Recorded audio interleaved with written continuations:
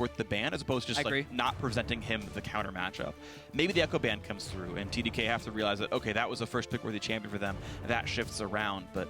Well, we already see a Lulu ban from TDK, which is the same as we saw in the first game. The Elise ban... that is new. Really surprises me. Yeah, they're dropping an Azir or a Janna ban because of that. And the thing is, one of the champions that Bischu was able to play was Janna. And it's not like Kez's Elise was dominant last game. No.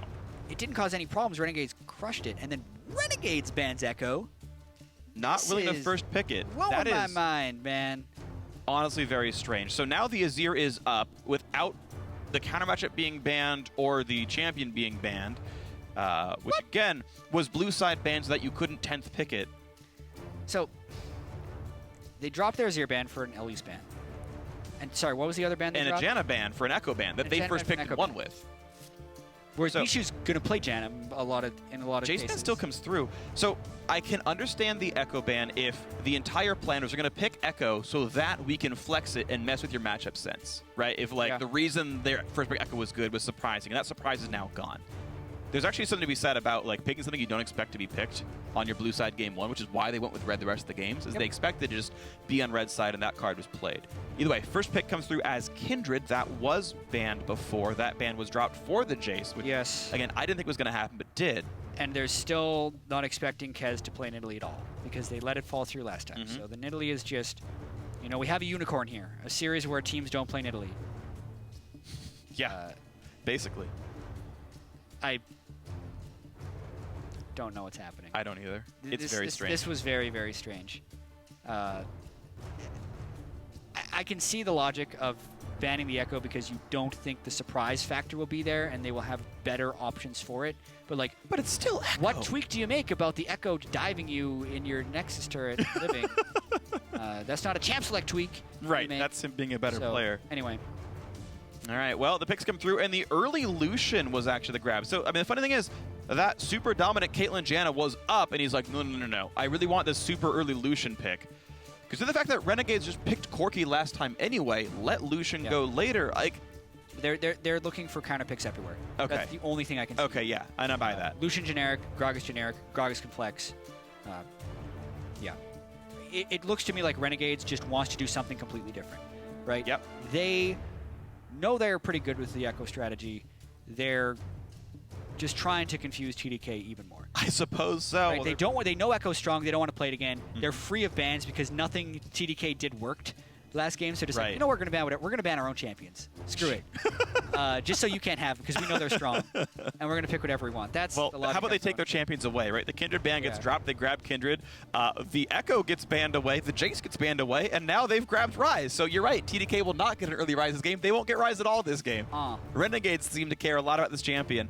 And I think he is a strong champion, right? We see him in professional play a fair bit, and it's one that Renegades are happy to play for themselves with a second-round blue side pick. The Bard is something that Bischu had played to success before. Now he's down to Alistar and has locked that in already. And again, yeah, it's them trying to find their counters, which includes Zach. Is he going to do it? What? Question mark? Zach! Is he good into Ryze? I think he's jungle, actually. Oh, it's Gragas top. Yeah, actually, that'd be pretty good. Kez is a good Zac player. But this is so weird. Yep. I would say so myself, too. This is a very strange champ select. Kez has played Zac before. Yeah. In LCS, I think. Yeah. Yeah. Back when Azingi was doing it as well. He's definitely a thing he's done. Kindred's pretty good early. But Nidalee exists and you're playing Zac. Like, yeah. I mean, hey man, Nidalee can only jump like 600 units. Zac can jump like 1,500 units. That's true. Broken. Yep. Way better at the long jump here is Zac. So you know when you take individual skills of champions and one is greater than the other, so that's where that champion is great? Yeah, it also knocks up and stuns people. Insane. Oh my goodness. All right. Sadly, only Kindred will be hunting monsters this game. Nidalee will not. Final picks come through, and oh man, Caitlyn Azir coming through. This is such a solid Siege team here. It is. It's also completely different than what they did game one. Yeah. In so many different ways, despite how much they crushed. Woo. Do it. Mordekaiser. Mordekaiser mid. No, it's going to happen. I think it would be terrible into Azir. Yeah, okay, so they already have the Alistar, they already have the AD carry. We think Gragas is top, Zac is jungle. So what if it's Gragas mid, Zac top, and it's Nidalee jungle? Could be. You can actually run tank or AP Gragas in mid. Or it's just Bischu hovering. Could they actually do that? Yeah, I mean, Bischu. It's just Bischu being He's Bischu. an old Nidalee main. Mid support, guys. That's why they brought him in. As they picked the Alistar for OQ or something. All right, what's their final pick going to be? TDK can do almost anything, and it would fit the composition in some way. You could find champs in their corrected roles. And actually, yes, Alex Sitch, of course, he did it yesterday. Unsurprisingly, Vel'Koz into Azir. It's exactly what they should do. And yeah, exactly what they did yesterday. And looks like we're getting Flarezs' Gragas top. I think Gragas is a great pick into Ryze top lane. Very easy to stack magic resist. Yeah. Very easy to gank. And they can stack the CC too. I mean, they have a lot of ways of getting in on that Azir or in on that Ryze. Even in on Caitlyn. TDK did not have much engaged last game and kind of got... Well, they got run over in lanes in the first place, but also the poke was hard to stop. Now, there is no shortage of ways to get in for TDK. Yeah, they will initiate.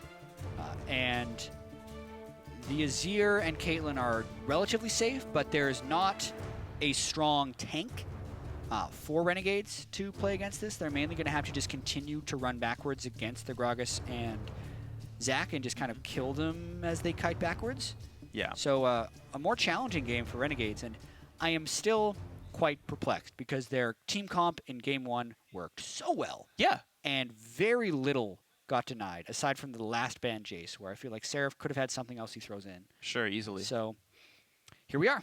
Here we are with almost entirely new champions here in this game. We're going to see how well these guys can play. Tweet Allo Esports the hashtag REN winner, hashtag TDK for who is going to win this one. Again, REN win, TDK win for who's going to take this one. Renegades, though, did take Game 1 handily off primarily individual skill and crushing their lanes. Now, if TDK can stop that from happening, we might have a real game of League on our hands where the macro game means a whole lot more. Renegades are 1/3 of the way back into the North American LCS. TDK, while they did knock down their first hurdle of Team Dignitas yesterday, now have a new opponent in Renegades, and they are much tougher. Yep. Very interested to see how the Zac jungle pans out. It's been a while. It's been a very long time since we've seen Zac jungle in competitive play. We'll see if Crumbzz can get aggressive early, because I know Zac's early clear is not pretty. He's even running Magic Pen runes as well, so it's an even slower clear than normal. A lot of time you'll actually see attack speed on Zac just to get the single target damage up. I mean, at this point I expect a double jungle from TDK to power Kez through his early game a little bit, or more just eliminate the variance of the 1v1 counter jungle that happened in Game 1, because they're even more vulnerable to it now than they were then. I actually do have some concerns with the TDK comp overall. While they have ways of getting in, I don't super love Vel'Koz or Lucian as follow-up damage, because oftentimes you see the Zac or Gragas coming in, you start running away, and they're not...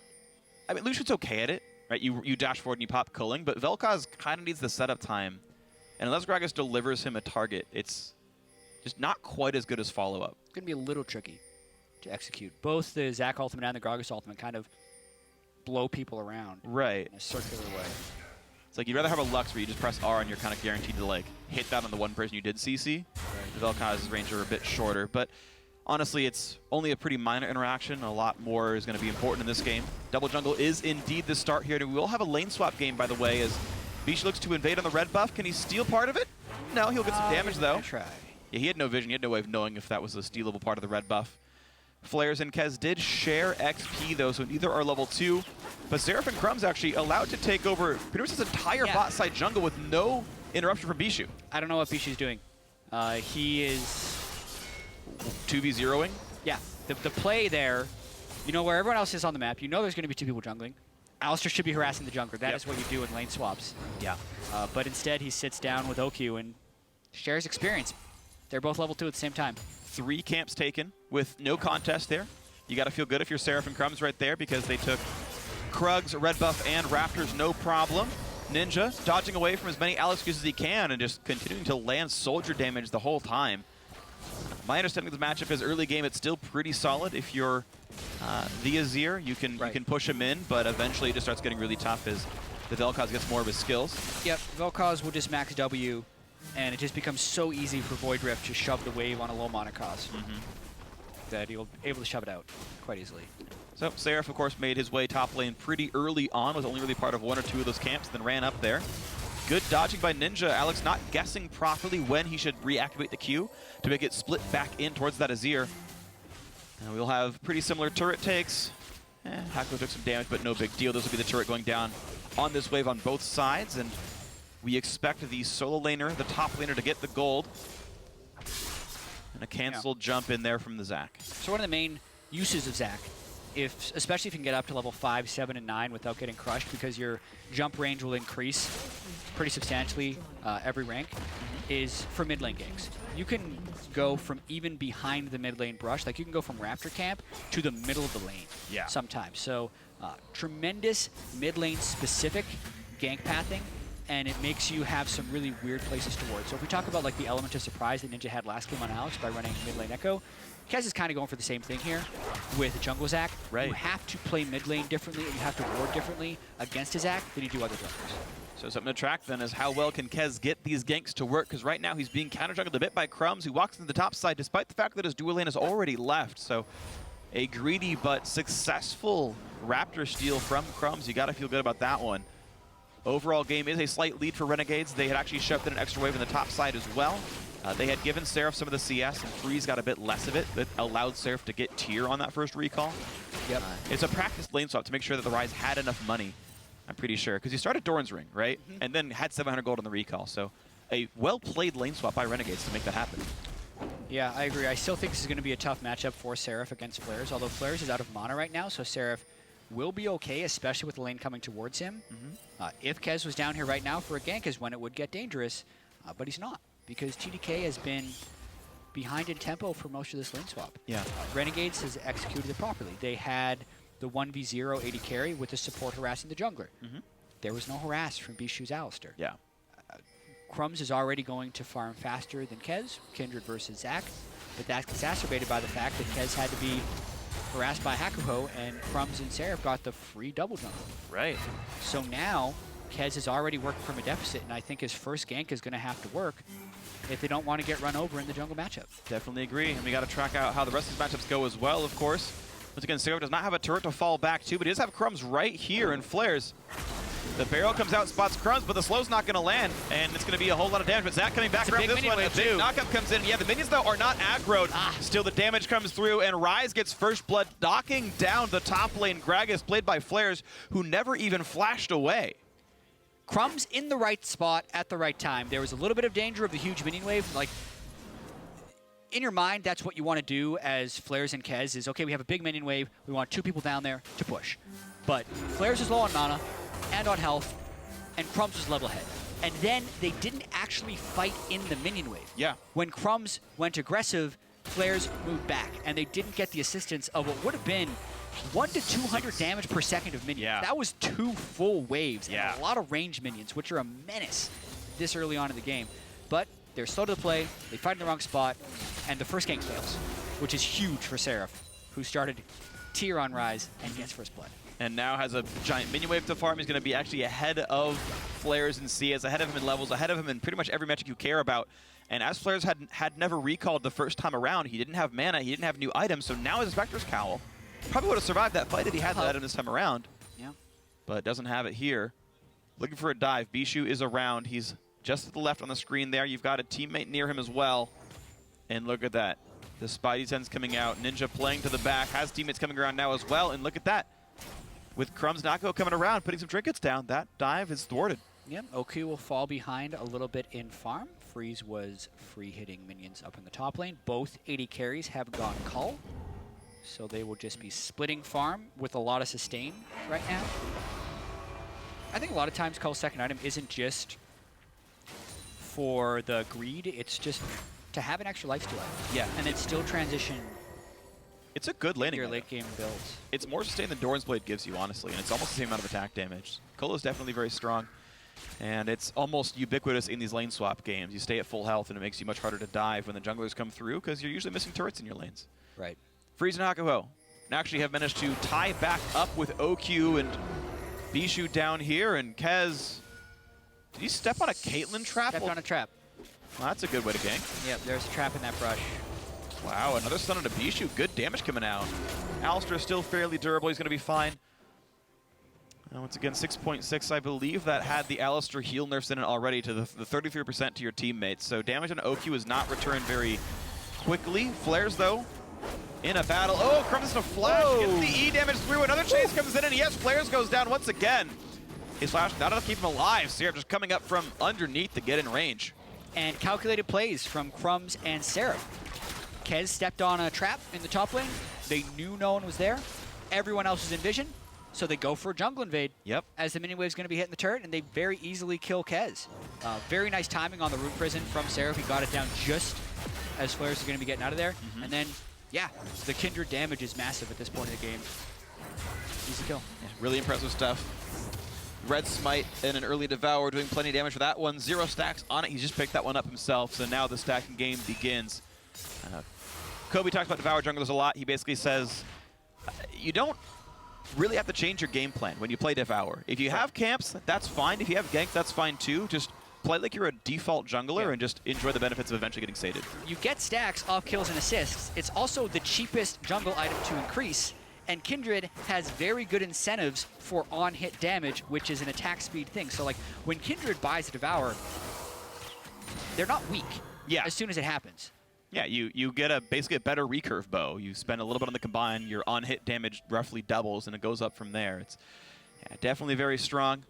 We see Hakuho running around the top side here and trying to play for the ward control. Does not have the sweeper up just now to get rid of that tri-brush. So they are spotted coming up here. And TDK, if they can stay in the brush, can maybe set a trap. Renegades are not pushing in. Situations where TDK is in a spot where they want to set up a play, and they go, nah, we're actually just really weak, so we shouldn't go in on this. Yeah. Also, they're outnumbered, so not a trap you want to be trying to spring. Oh. Not the best one for the play, and he misses the ulti. Ninja knocked up, taking plenty of damage from the might of the Void, but no, it's not enough. Goodness. The research doesn't pay off. AlexSitch goes down. Wow. And Kez is... yeah, running away. We talked about mid lane ganks. Well, he can clear a lot of distance in the mid lane. Run to his own turret. Oh man, that looked like a disaster for Ninja, but just the fact that Seraph was there and Alex didn't have quite enough burst to take him all the way down with the magic resist being built up really early on Ninja. Another clean play in this early game is with a completely different team composition. Right. And in one that I think was actually a lot more vulnerable than their last team composition. Sure. Is going just as well, if not better. So watching this, Ninja actually misses his combo and then gets hit by a full Alex combo. But he has the magic resist, the summoner heal, matches what Alex put, and Seraph was there for the numbers advantage. So they end up taking him down. Really big factors, honestly, is the fact that AlexSitch went for the Frost Queen's Claim build, so his AP is much, much lower. It makes sense on Vel'Koz. You set up your own combos. It's a good item, but that power spike is not nearly as good. Compared to Ninja, who is going Abyssal Scepter, so he's got the magic resist against low AP. You just stop taking damage at a certain point. That's true. Although, you know, Vel'Koz does have the true damage that comes through from his passive occasionally. It's just not enough at this stage in the game. It definitely wasn't here. So, unfortunate for AlexSitch, though he played it pretty well. He just couldn't get the damage, and it was a fight that Ninja wanted, and it's a fight that Ninja won. OQ does have BF Sword and his Swifty Boots. He's going to do decent damage. His trades aren't bad, honestly. He's kept up in the lane, and it's much better than it was last time. So as far as the trade to Bischu goes, the 2-on-2 has gone much better as a result. At least partially, or at least, you know, correlation, maybe or maybe not causation. Yeah. However, it's still a gigantic lead right now. Renegades feeling very good about this game. Up 2,000 pretty early on, 2.5K. It's going to get equal out a little bit, though. OQ will knock the turret down, and it's less bad now. Yeah, but at the same time, Renegades, while their turrets are being traded, they're taking a Rift Herald, are able to take a Dragon. They're going to get bottom outer as well, so. Yeah. Crumbzz and Seraph really taking over this game. Yeah, absolutely. Their powers combined. And by their powers combined, that might be an LCS team. They're looking good in game 2 right here. We'll see if they can keep that one moving up. 2,500, the gold lead remains. Seraph, fast wave clear on this Ryze. Flarezs had grabbed it last game, and then Seraph kind of picked him with Jace. And won the matchup. Solo killed him at like level 4. Now Seraph gets it, and Flarezs has just been dying. It's true. He has not been in the right spot, and Kez has been performing quite poorly in the first 2 games. Outgamed early game by Crumbzz both times. Sure. And they're going for something with this Zac pick, but we're not quite seeing what it is. He hasn't been able to get off the ground, which is, for the most part, why you don't see Zacs. Because it takes him, it's so hard for him to get going.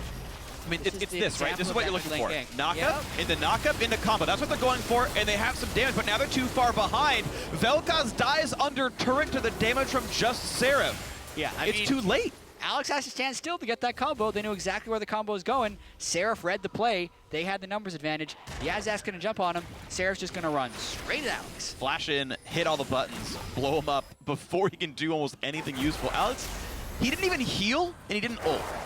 Well, his heal might have still been on cooldown. It might have still been down at the time. Yeah, that's actually, it is still on cooldown. I take it back. I'm sorry, I misread that. The coloration on that spell is a little bit strange. Yeah. And he couldn't have flashed because of the Rune Prison, I think. Not to mention, Alex is a little bit low to begin with. Oh, you're right. He's super chunked. It makes it really easy for the Ryze. So yeah, they go for the combo, and Seraph just says, hey, you're standing still. Oh, you can't even ultimate. Just floats in 4 spells and walks back to the soldiers. Yeah, very well played by Seraph, honestly. Really good reaction. But now, fight on this side. Seraph, this time around, will be getting killed off. Finally, a kill on the board for TDK. Now, can they get more? Great body slam by Flarezs. A slow onto Freeze. The CC comes in. A pulverize. OQ getting 2 kills. That is huge. He is the one you need to have all the gold on, and he's got 2 kills. Oh, man, that is so huge. Yeah. It's exactly what TDK needed to happen. We didn't get to see the origin of that play with how Seraph and Freeze found themselves in that situation. But maybe one of TDK's death brushes, he's back in base. Maybe one of TDK's death brushes actually worked. And that's the payout they're hoping for. They get both summoner spells out of Freeze. They get a 2 for 0, and they got 2 kills on their main carry. That's a really big deal. Now we'll see how much more they can get out of this one. TDK were able to recall mostly back and heal up, but maybe some risk here. Headbutt pulverize. And they do get the Tempered Fate onto Lucian. OQ not fighting for a while. What a beautiful stun. A double coming out, and look at that one. 2 kills in. Now the flash get away from Vel'Koz, but the re-engage is good. The Q actually landed. He got the slow. He got the tag. Nearly takes down Crumbzz. They will be getting Hakuho. So at least TDK gets 1 back from those 2 kills. And maybe even more. Ninja actually still up here. Maybe he doesn't need to be. He's going to get... What? Alex misses the Q, the flash away from the knockup, and Ninja could just be slinking away from this one. He should not have been getting out. And finally, another slow lands, another knockup comes in. He burned his summoner heal for that one. And now a Hurricane Caitlyn doing some fighting, but a TP now for Flarezs to turn it around. Does not have flash, does nearly have his ultimate. Trap over the wall, and that is a safe freeze. A little bit of sloppiness coming through for sure there. Yeah. It all started with Crumbzz going for a 2v3 along with Hakuho and pulling out some massive damage to pick up the double kill. But then it definitely felt like Ninja wanted to join in on the party too, but the party was over. He was very late. And that created another negative chain of events where he has to lose both summoner spells. So watching the very start of this play, looks like Bischu doesn't have enough mana to use his ultimate, which is pretty unfortunate as the double stun hits. Yeah. Crumbzz can easily pick up the double kill, but then they pushed way too far. OQ was out of mana. They thought they'd be able to get more. They have to burn the defensive ultimate from Crumbzz just to delay the kill. And with the kill being delayed, like Ninja, just run out with Crumbzz, dude. Yeah, you just jump over the Baron Pit. But he's got soldiers up, right? He got a little greedy. He thought maybe he'd be able to pick up make a big play on the backside. Burns flash. Burns heal soon. Yeah, right there to try to dodge. Which was wasted. He was trying to get enough move speed to dodge the elastic slingshot. Yeah, and he had 2 marksmen coming. But yeah, it didn't pay out, and Ninja adds 1 to the death column now. Still winning his lane. You can see the minion kills, still plus 14 for him, but 2 kills on the board for Alex Hitch, going for the early Leandri's Torment. His tank busting is going to be pretty solid. Yeah. And you got to feel pretty good now. TDK in a much better spot than they were last game. Looking for the Stream of Shuffle, missing that one as well. Ninja, getting knocked back into the team. The ulti comes in, Zac flying across, and that is what they were looking for. The super long-range ability to capitalize, but Ninja kind of gave him that one. Yeah, this is the point in the game where Renegades needs to be in their team comms and just get Ninja to calm down. Yeah. Because they were in a position that was very strong with Crumbzz and Seraph being the carries. And that's the 2nd or 3rd time Ninja has gone in on a rogue mission by himself, missed his combo, and then potentially been punished. Those types of plays are what's getting TDK back in this game. Renegades had a larger gold lead 5 minutes ago than they do now, and they dominated the early game. So this mid game is definitely coming back pretty heavily in TDK's favor, and the kills are also going in the right places, which means TDK could very well win this one yet. Definitely could happen, so you got to keep that in mind. TDK can make the comebacks here. And with a Vel'Koz able to win team fights with the huge damage output, it's always going to be a concern. There are plenty of big tanks, 3 tanks in this team for TDK that can absorb all the Ryze damage. And we'll see what they can get with this one. Bischu going to get slowed down. Hakuho feels just fine with this one. Alex sees the ward come down, but can't do too much for that one. Also, he is the Kindred mark right now, so he's going to make sure that Crumbzz doesn't get too much for free there. Crumbzz himself is going towards Maw of Mortius, understanding that it's a pretty magic damage heavy team from TDK, so wanted to stay alive through that one. And as Dragon comes back up, Renegades look for Dragon number 2 right here. They get that one pretty cleanly. Yep. And a magical journey to safety, back to their side of the jungle. Nice by Hakuho. Yeah, and Crumbzz is actually huge this game. Yeah. Close to the most gold on the team. Sated at 18.5 minutes from that last Dragon, and 5 marks of the Kindred. That's a really big number for this stage in the game. That increases his percentage health damage massively for the next fights. And Crumbzz has been in these positions before in the LCS and not been able to carry the game. Right. So this time he needs to use this advantage to carry the game. Well, too late for this one. He was on the other side of the red buff wall, and his support just gets picked off in a 2v1. However, it was for the rest of the team to have map control because mid lane outer went down to the Caitlyn Azir siege, and now running right back in on towards Flarezs. Headbutt Pulverize comes across, but look how low this Gragas is. He gets the snipe in from Freeze regardless. The flash meant nothing, and now the flash safety R comes in to keep Alex Ich alive on the left side. Sorry, keeping Ninja alive, I should say. His new mid lane teammate. And that ends up being a 1-for-1? 1-for-1 total, but also mid outer going down. Yeah, but OQ was able to get a lot of damage. Well, I thought he was going to get damage. He was able to push the bottom lane and burn a teleport from Seraph to defend.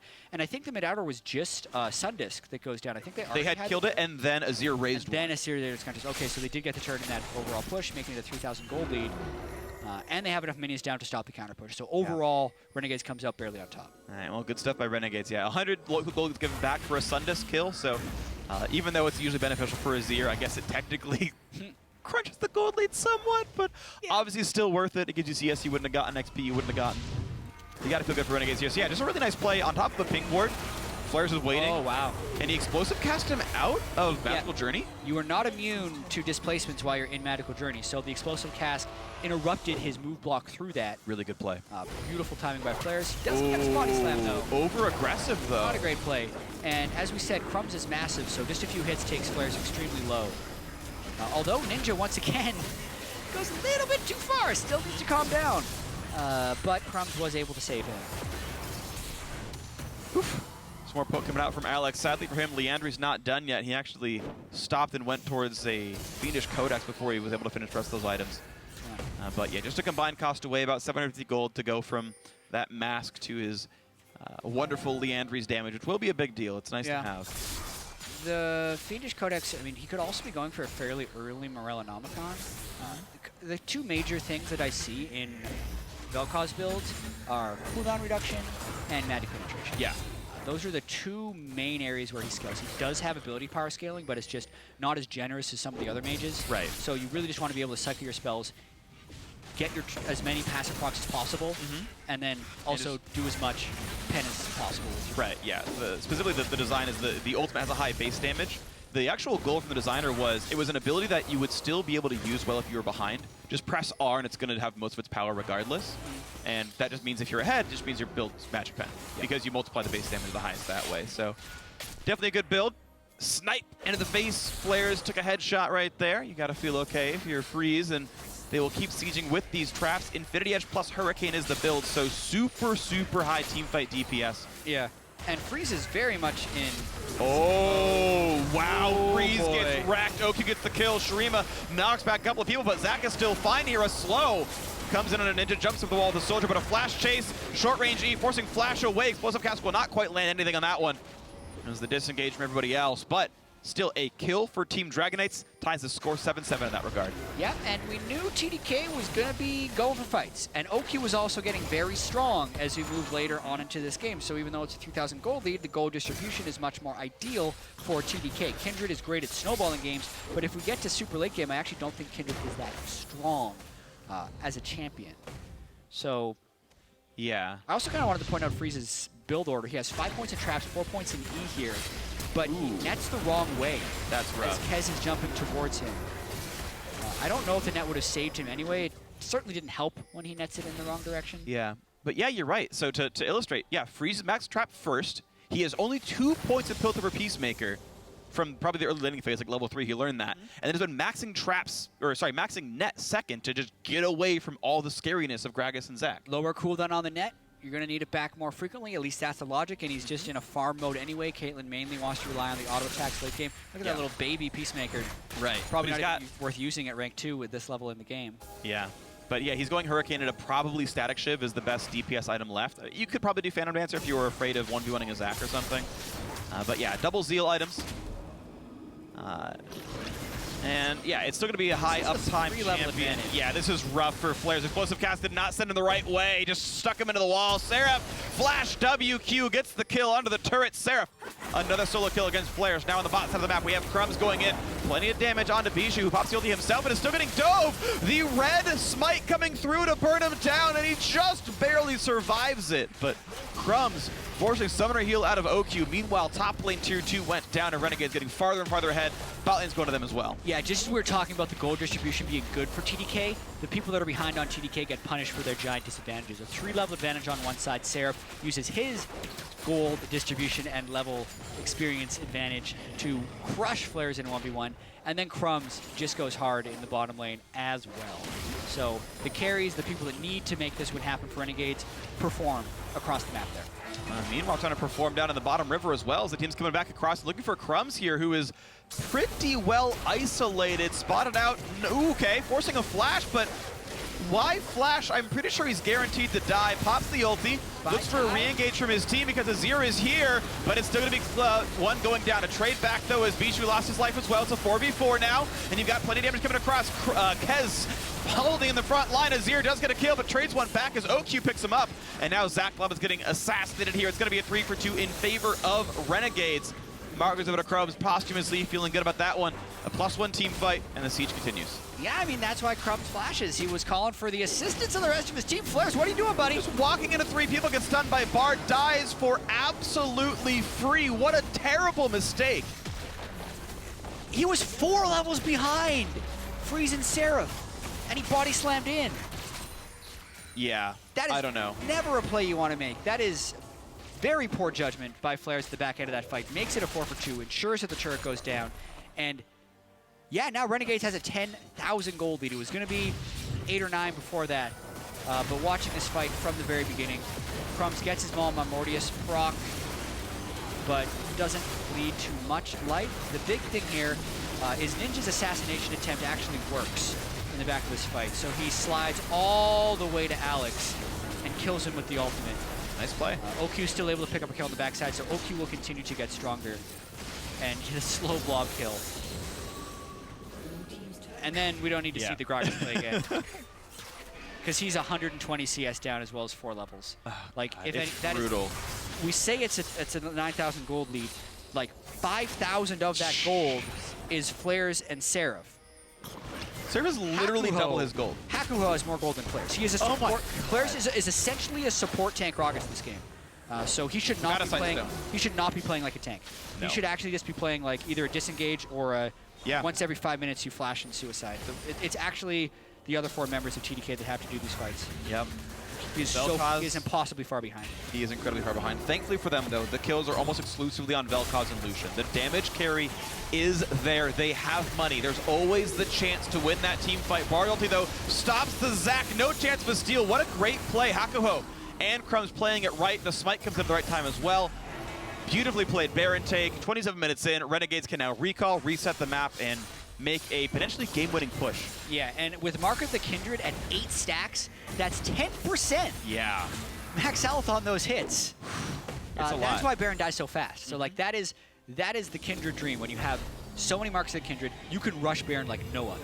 It's incredible. Add Azir on top of that. Yep. And that is a very smart, timely Baron call. You have 80% crit Caitlyn. You've got Azir who's on 3 items. You've got, it was 9, then 10 with the Baron going down, stacked with, I mean, it is the damage output dream here from Renegades. They've got 4 huge threats, and then a Bard to help make sure they don't get picked off too unnecessarily. This is a 0 melee team. Their only tank stats is they can use Kindred ulti sometimes. And right now, this is working pretty well for Renegades. We'll see how the next team fight goes. They now have the Baron buff to siege with. And it's on TDK to find what that team fight is going to be. It is, and it's really tricky for them because they were hoping to have this dynamic tank initiation duo of the Zac and the Gragas, but they didn't play the lane swap properly. They made several mistakes since then, and they don't have the front line necessary to allow the 5-kill OQ to do things in the back line, because I feel like they're going to get cut down too quickly by Ninja and Freeze. Unless they can very quickly kill Ninja in a fight, even then there seems like a little bit too much damage from Renegades to cut through that. Yeah, it's going to be tough stuff here. And you just hope a miracle happens. You hope that Gragas can explosive cask everybody outside of the Kindred ulti and assassinate all of the, I mean, several squishies here on this team. It is a no-tank team. If you play the right kind of explosive cask, you're good. The chance to win is there in a well-played fight for TDK. It's just very, very hard. The siege continues. Plenty of damage coming in. Zac hits nothing and just face checks an Azir turret, and he has to just flash in for the ulti, and they get some damage in, and yes, they picked off the Azir. Ninja is gone. Now the re-engage. A double stun comes in. Kez is out, and so is the Gragas. The re-engage just easily done here. A solid double for the Caitlyn. Meanwhile, Crumbzz was split pushing the bot lane. That was a 5v4. That Renegades won. Yes, that is happening right now. 12,000 gold. The inhibitor goes down. They're going to be getting 2 inhibitors off of this one. The initiation just wasn't clean. They wasn't. All in, but they missed a lot of spells, and that's what happens when you win 4v5. Yeah, and it means double inhibitors are down, and maybe they can get a little bit more. Only the Vel'Koz, the Lucian, and the Alistar are up. Bischu still does have his unstoppable, or unbreakable will, I should say, the ulti to keep Alistar tanky, but they're not going to fight without the rest of their members here. And in fact, Renegades will give them the time to let them respawn as they just steal jungle camps away, get as much farm as they can. Yep. And they'll push one more time. 4,500 gold, Baron power play. Everyone has a bunch of gold. They'll go back to base, buy that. Renegades has a lot of win conditions ticking down right now. Super late game, Azir and Caitlyn. Late game, Ryze. 5 dragons available in 8 minutes if they want it. And 2 of 3 inhibitors down, which is also another good one because you can just wait for your super minions to stack, push the 3rd inhibitor down. What I'm saying is they have to make a pretty big mistake. Yes. It's going to be really tough stuff here. So honestly, Renegades looking to make this a 2-0 start. Game 1 was all about winning their lanes incredibly hard and just knocking turrets down because they were already in the lane already. This one was, you know, in some of the cases, the same thing. The 2-on-2 matchup went much more equally. Honestly, OQ was fine, but it was Seraph ballooning ahead of Flarezs and then just winning a couple of solid mid-game team fights that just shot Renegades ahead. And now, again, the play in from Ninja. It finds Flarezs, the Flash Ruin Prison. Not a chance to save him. Nothing comes out from Hakuho's Tempted Fate, but it's still a 5v4. The top lane are dead. This poor Gragas, 0-8 and 6, is just getting slaughtered. Yeah. And now for the top lane push. I mean, the Flame Horizon was a code name for 100 CS up in the top lane. Do we call this like the Seraph Horizon, where you kill the guy 10 times and are up 150 CS? Gosh. Well, maybe Flame did that some as well, but now Kez gets popped into the passive. He's going to just get that one just destroyed quickly. OQ gets down to the wings just to make sure he can't help the team as they do knock down that final Zac. Bloblet is getting rougher and rougher here. The turret continues to take damage. Dragon buffs on. Yeah, their Nexus turret died on the backside too, so TDK is already having to defend their Nexus from super minions. This game is all but over, Phreak. This game is all but over. The final turret goes down without any champion intervention at all. Just kills the base 4, then takes the other 2 inhibs going down. A final push in coming here. Bischu incredibly low on this Alistar. Crumbzz low but stays alive for this one. Teleport comes in for Seraph. He's going to find someone to kill. They can't quite knock him down. LXH finally removed by Seraph. Ulti, maybe shouldn't have hit Caitlyn, but it's going to be okay. Here we go. It's time for Ninja to run away. Just barely survives. Now damage to pad the stats. Why not kill Gragas yet again? Make him feel bad. 0-9 and 6 for Flarezs. The 2nd win in a row for Renegades, and they are just 1 game away from rejoining the North American LCS. Yeah, TDK 3-0 Team Dignitas to get into this game, but it is just all falling apart in this matchup. The top lane jungle synergy from Seraph and Crumbzz just seems so much more practiced than that of Flarezs and Kez, from the lane swap to anything else. And TDK tried the emergency substitution and felt like with Bischu in for Trance, that had very little impact for them. And they lose this game, possibly worse than the last one, even though it was 5 minutes longer. Right, but it's one of the more depressing losses where you just start getting really evaporated. You can see Alex's face a second ago on the screen, really looking shaken up by that one. Yeah. OQ and Bischu still smiles, though. They are aware that, of course, this is not the end of the line for them. If they were to lose this series, they can still play in tomorrow, and keeping your spirits high is actually a really big deal. Believing that you can win is super, super important. And we've seen a lot of reverse sweeps in the promotion tournament in the past. Yes. It is very possible. Once the pressure is on, when you're one game away from requalifying or qualifying for the LCS, your mindset changes a little bit, right? You get a little bit more scared, you get a little bit more play not to lose, and sometimes you can't get the momentum back. Yeah. But with the way Renegades was willing to go in, and, you know, we told Ninja to calm down, he didn't really calm down at any point in that game. It's just his shifts in started working. I suppose so. Because they were so far ahead. Yeah. Definitely a bit over-aggressive. A player to really point out, though, you mentioned that Crumbzz was incredibly far ahead, but so was Seraph as well. At a certain point, Seraph got 1.5 million solo kills. He ended the game 7-1 and 10. He had 17 and 19 kill participation on the team in the first place, so he was pretty much everywhere. Only got less gold than Flarezs because Flarezs out-farmed him by 40 minions, but was just such a huge threat here. Seraph on this Ryze. Even got a Quicksilver Sash by the end of the build. He had a Will the Ancients just for some spell vamp. And for the sustain in the longer fights, right? 15,000, 22 gold for Seraph.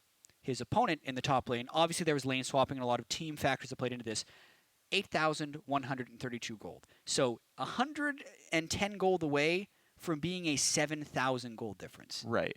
In a 32-minute game. Right. Bischu didn't even have 7,000 gold. And that was the difference in gold between the top laners that game. You combine them, and it's still not as much as your lane opponent. Still not Seraph. That's just so rough. That's just a rough game. Flarezs has to shake it off. He has to. He has to get back in form because game one wasn't terrible. He got outplayed by a really, a tight 1v1 that he lost by 20 HP.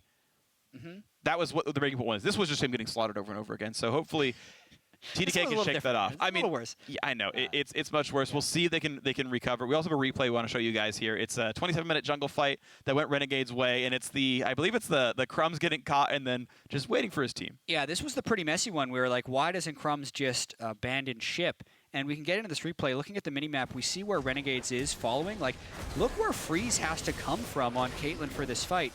But Seraph and Ninja are on the left side trying to support him, and Crumbzz buys enough time through the shield of Bischu, who, by the way, just gets evaporated. Don't think he quite ulted on time before he was too low. Still down. Yeah.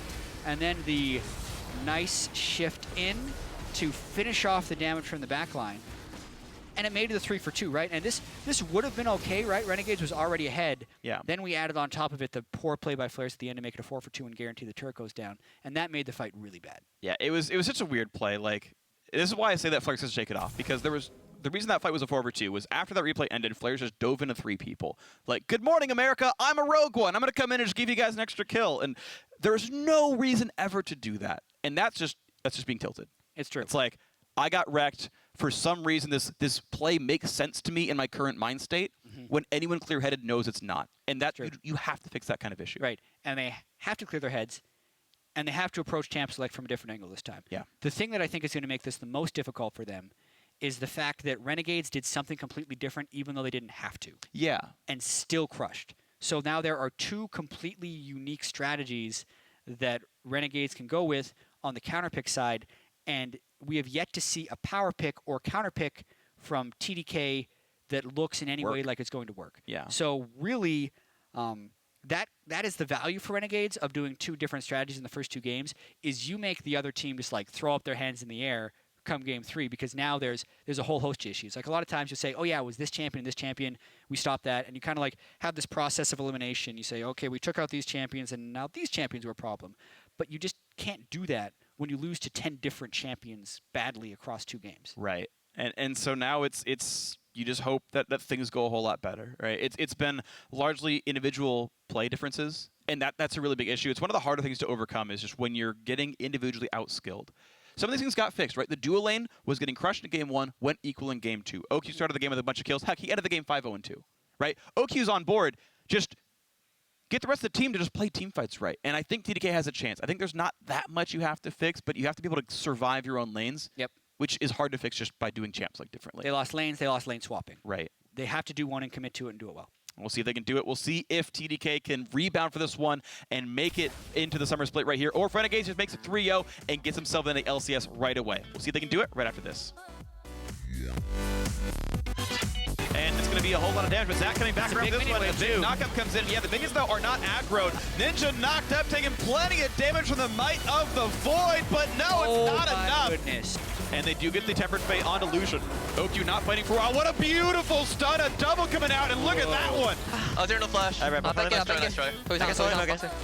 2 seconds. Nice. Explosive cast did not send him the right way. Just stuck him into the wall. Seraph, flash WQ, gets the kill onto the turret. And yes, they picked off the Azir. Ninja is gone. Now the re-engage. A double stun comes in. Kez is out, and so is the Gragas.